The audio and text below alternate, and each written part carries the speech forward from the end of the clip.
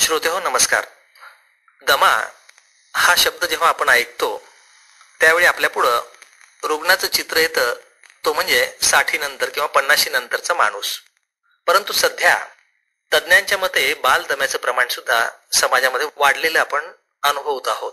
हा बालदमा म्हणजे नेमकं काय, त्याची लक्षणं कुठली कुठली, त्यावर तपासण्या काही करता येतील का, यावर उपाय काय करायला पाहिजेत, या संदर्भामध्ये आपणा सर्वांना सविस्तर माहिती व्हावी म्हणूनच आम्ही खास आमंत्रित केलंय या विषयातले तज्ज्ञ डॉक्टर अभिजित पाटील यांना.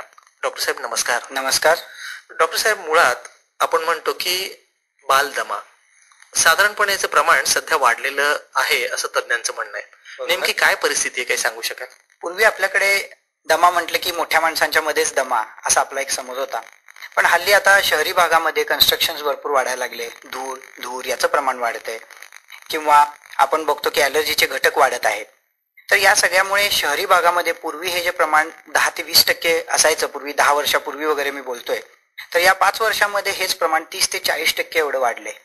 ग्रामीण भागामध्ये सुद्धा आता पूर्वी आम्हाला वाटायचं की ग्रामीण भागामध्ये असे रुग्ण नसावेत, पण ग्रामीण भागामध्ये स्पेशली चूल वगैरे पेटवतात किंवा बंब पेटवतात, त्या धुरामुळे स्पेसिफिकली आम्हाला असं जाणवतं की आता तिथला पण इन्सिडन्स जवळपास शहरी भागा इतकाच, म्हणजे 30 ते 40% इतका आम्हाला आढळतो.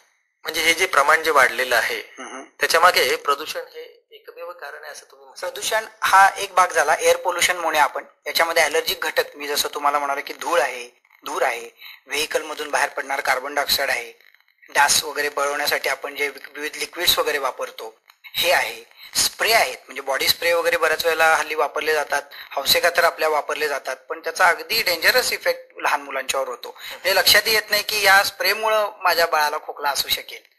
तर हे काही विविध घटक आहेत की ज्याच्यामुळे बालदम्याचं प्रमाण हल्ली वाढायला लागलेलं आहे. पण डॉक्टर साहेब, मुळात त्या लहान बाळाला दमा झालाय, काही लक्षणं शरीरावर दिसत असतील? हा, आता कसं आहे की सततचा खोकला हे एक सगळ्यात महत्वाचं लक्षण आहे. सततचा खोकला, लागणारी धाप, सीझनल व्हेरिएशन ज्याला आम्ही म्हणतो, ठराविक वातावरणामध्ये, म्हणजे पावसाळा चालू झाला डॉक्टर साहेब की याची छाती भरते, तापलायला लागतो. दिवाळीच्या सुट्टीत फटाके उडवले की फटाक्याच्या आवाजाने घाबरतो आणि आत येऊन धापलायला लागतो. ही धाप घाबरून नाही आहे, तर त्या वासामुळे, म्हणजे हा ॲलर्जिक घटक आला. तर या विविध ॲलर्जिक घटकामुळे तो बालदमा होतोय. पण ती जी लक्षणं आहेत ती कुठली कुठली? याच्यामध्ये वारंवार सततचा खोकला, लागणारी धाप, ॲलर्जिक घटकाच्या सानिध्यामध्ये आल्यानंतर लागणारी धाप आणि खोकला, आणि ठराविक सीझन मध्ये होणारा खोकला, स्पेशली पावसाळ्यामध्ये आणि थंडीच्या वातावरणामध्ये. म्हणजे ह्या 2 ऋतूमध्ये सगळ्यात जास्त त्रास आपल्याला बालदम्याचा. उन्हाळ्यामध्ये कंपॅरेटिव्हली लेस, म्हणजे कमी प्रमाण जाणवतं. पण डॉक्टर साहेब, फक्त कायम किंवा वारंवार येणारा खोकला आणि धाप, बरोबर, ही जर लक्षणं जास्त काळ असली बरोबर, तर आपल्याला बालदम्याची शक्यता अगदी बरोबर असते. बरोबर. आता दुसरा एक महत्वाचा प्रश्न, ज्यावेळी आपण म्हणतो की तुम्ही जसं म्हणालात पूर्वी 10-20% प्रमाण होतं, बरोबर, पण आता 30 ते 40% पर्यंत हे प्रमाण पाहायला मिळतं.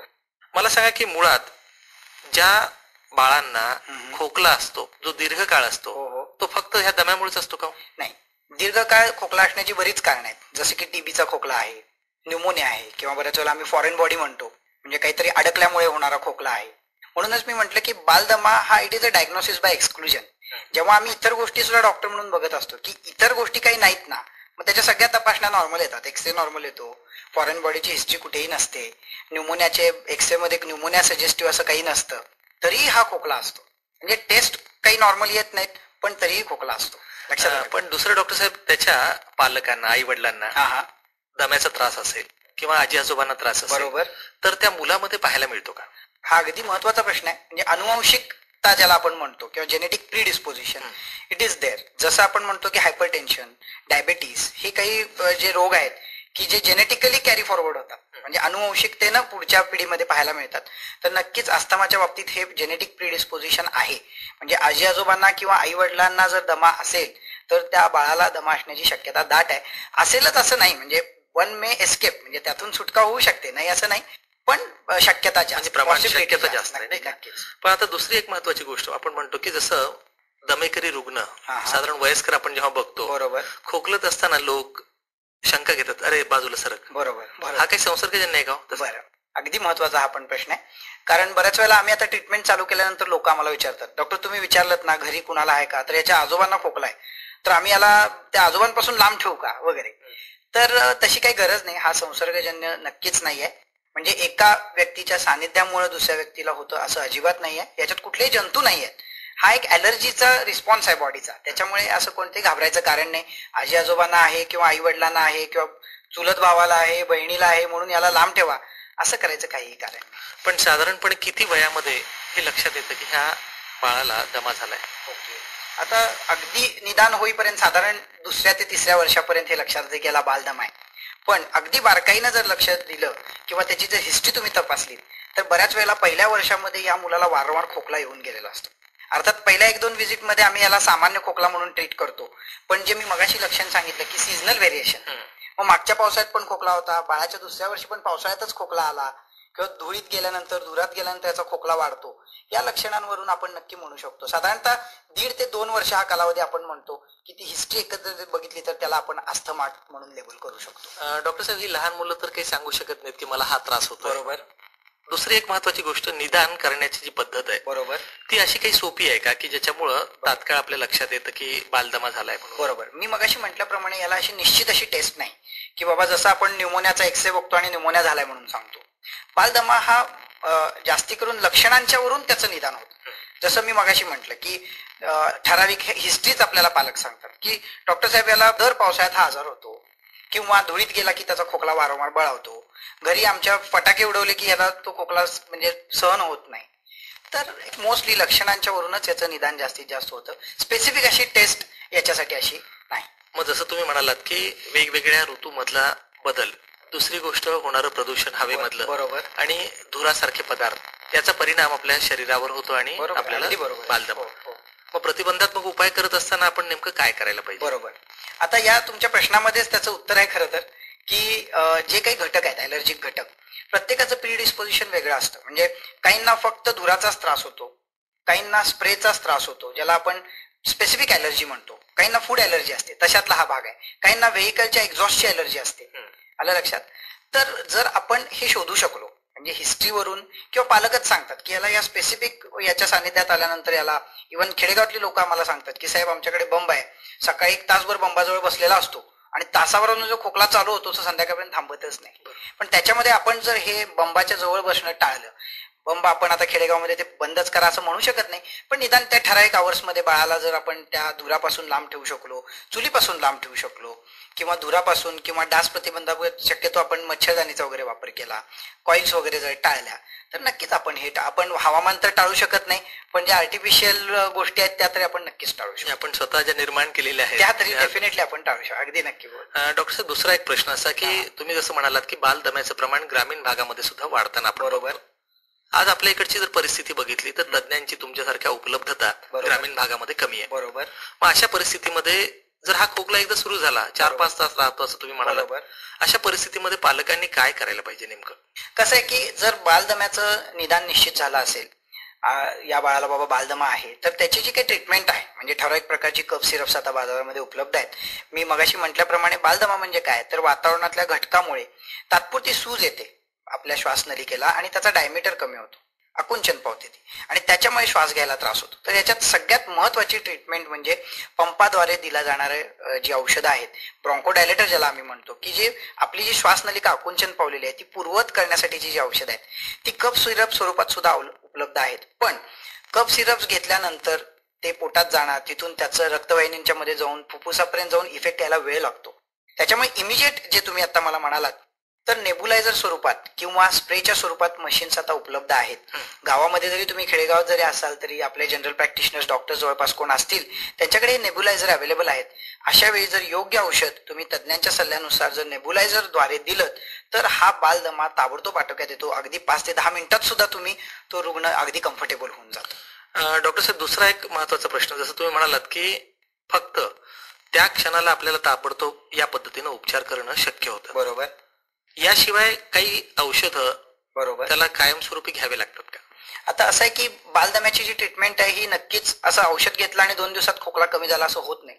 त्याच्या सिव्हिरिटीवरती जसं तुम्ही म्हणालो त्याप्रमाणे काही वेळेला अॅक्यूट अस्थमाचा जर अटॅक असेल, अटॅकच म्हणतो आम्ही त्याला, की अगदी कासावीस होतो पेशंट, अशा वेळेला तर त्याला इमिजिएट हॉस्पिटलाइज करावं लागतं आणि योग्य ती ट्रीटमेंट घेऊन त्याची धाप कमी आली की मग पेशंट डिस्चार्ज केला जातो.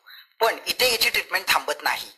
याच्यानंतर प्रिव्हेन्शन जसं तुम्ही म्हणालात ते प्रिव्हेंटिव्ह मेजर तर आपल्याला घेतलीच पाहिजे, पण पुन्हा लवकर अटॅक येऊ नये म्हणून काही औषधं स्प्रेच्या स्वरूपात उपलब्ध आहेत की जी औषधं त्या स्पेसरद्वारे आपल्याला 1-2 महिने कंटिन्यू करावी लागतात, की जेणेकरून जर एखाद्या मुलाला वर्षातून 4 ते 5 वेळा जर दम्याचा अटॅक येत असेल तर हे प्रमाण अगदी निश्चितपणे 50% वरती येतं पहिल्या वर्षी, दुसऱ्या वर्षी ते आणखीन कमी होतं आणि हळूहळू हा बालदमा कमी होऊन जातो. पण आता ज्यावेळी आपण हे औषधाचं प्रमाण हे वाढत्या वयामध्ये आपण ह्या मुलांना देतो, बरोबर, तर ह्या औषधाचे काही साईड इफेक्ट सुद्धा असतील? बरोबर, अगदी बरोबर प्रश्न आहे.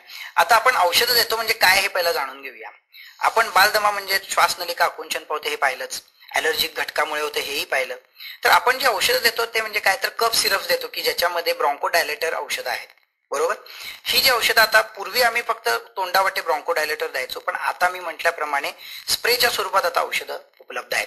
ही जी स्प्रेच्या स्वरूपात औषधं उपलब्ध आहेत त्याचा डायरेक्ट जी ऍक्शन आहे ती आपल्या श्वासनलिकेवरती होते, बरोबर. त्यामुळे त्याचा डायरेक्ट इफेक्ट होतो. म्हणजे तोंडावाटे घेतल्यानंतर औषध पोटात जाऊन जायला जो वेळ जातो तो तिथे जात नाही.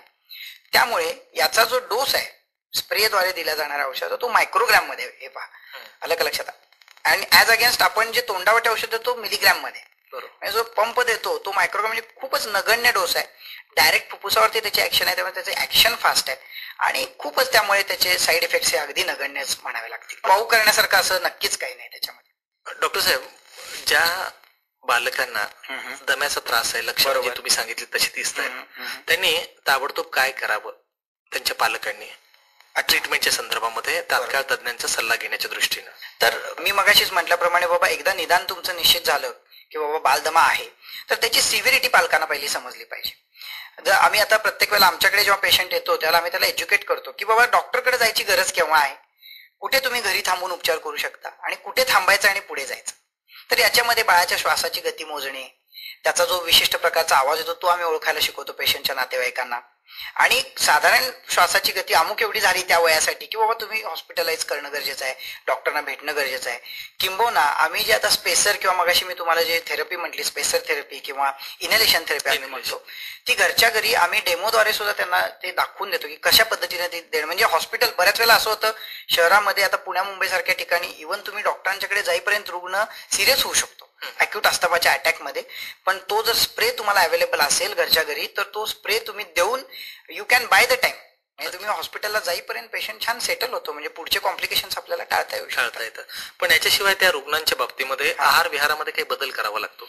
आहार मी मगाशी म्हटल्याप्रमाणे स्पेसिफिकली बाबा तेलकट आंबट जर आपण टाळलं, आणि सगळ्यात महत्वाचं तेलकट म्हणण्यापेक्षा कोल्ड पदार्थ म्हणजे थंड पदार्थ, आईस्क्रीम, कोल्ड्रिंक किंवा कलरिंग एजंट्स घातलेले पदार्थ, बाहेरचे जे फूड आपण म्हणतो त्यात बऱ्याच वेळेला कलरची अलर्जी असते. आता आम्ही हल्ली बघतो बऱ्याच वेळेला की मुलांना ठराविक चॉकलेट्स खाल्ल्यानंतर सुद्धा छाती भरते, स्पाझम चालू होतो, धाप चालू होते. तर हे चॉकलेटमुळे नाही आहे, तर त्याचा जो कलरिंग एजंट त्याच्यामध्ये जो घातला जातो तर त्याची ती सिव्हिअर अलर्जी आहे असं म्हणायला हरकत नाही. डॉक्टर साहेब, लहान मुलांच्या वेळी जेव्हा आपण बालदम्याचं निदान करतो, बरोबर, आणि त्या बालकामध्ये हा दमा पाहतो आपण, बरोबर, जर योग्य वेळी उपचार झाले नाहीत, बरोबर, तर हा दमा पुढच्या आयुष्यामध्ये आपल्याला पाहायला मिळतो का? अगदी बरोबर आहे. मी म्हटल्याप्रमाणे हा ऍडल्ट मध्ये किंवा मोठ्या माणसांच्या मध्ये जो दमा पाहायला मिळतो हा फार क्वचित प्रसंगी असं होतं की मला वयाच्या 30व्या वर्षी दमा चालू झाला, असं होत नाही.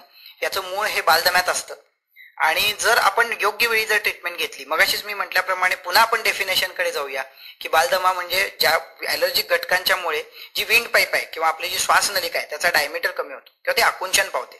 आता आपण असं गृहीत धरूया की भारतामध्ये साधारण बालदमा असणाऱ्या बाळाला वर्षातून साधारण सीझनल व्हेरिएशनमुळे 4 ते 5 वेळा दम्याचा अटॅक येतो. अशा वेळी जर आपण योग्य उपचार घेतले नाहीत किंवा जर इनहेलेशन थेरपी जर आपण घेतली नाही तर हा जो डायमीटर आहे तो तसाच राहतो. म्हणजे आपण ट्रीटमेंट जर घेतली तर तो तात्पुरता आकुंचन पावलेला जो भाग आहे तो पूर्ववत होतो. तुम्ही जर 7-8 वर्ष हा बालदमा दुर्लक्षित ठेवलात तर ही विंड पाईप जी आहे ती मिलीमीटरने कमी कमी कमी होत 7-8 वर्षामध्ये इतकी कमी होते की ऍडल्टहुड मध्ये ती पुन्हा पूर्ववत करणं शक्य नाही आणि मग मात्र हा दमा तुमच्या कायम मागे लागू शकतो. म्हणजे तुम्ही म्हटल्याप्रमाणे हा जर योग्य वेळी आपण उपचार केले आणि प्रिव्हेंटिव्ह मेजर्स घेतले तर नक्की आपण हा फ्युचरमध्ये टाळू शकतो. म्हणजे थोडक्यात आपल्याला डॉक्टर साहेब असं म्हणता येईल की बालदम्याचं वाढतं प्रमाण पालकांनी लक्षात घेऊन, बरोबर, आपल्या बालकाला जर अशी लक्षणं दिसत असतील बरोबर तर ताबडतोब जवळच्या तज्ञांचा सल्ला घ्यायला पाहिजे, निदान करून घेऊन अगदी. उपचार पद्धती जर आपण व्यवस्थित अंमलात आणली तर हा आजार आटोक्यात राहू शकतो. अगदी 100% बरोबर. तर आज तुम्ही इथं डॉक्टर साहेब आणि बालदम्याबद्दल माहिती दिलीत. आभारी आहे. नमस्कार. नमस्कार.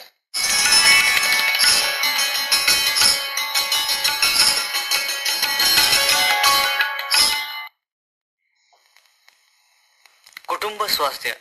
आज या कार्यक्रमात बालदमा कारण आणि उपाय याविषयी डॉक्टर अभिजित पाटील यांची श्रीपाद कहाळेकर यांनी घेतलेली मुलाखत आपण ऐकली.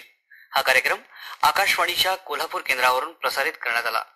आता ऐकूया हिंदी चित्रपट संगीत.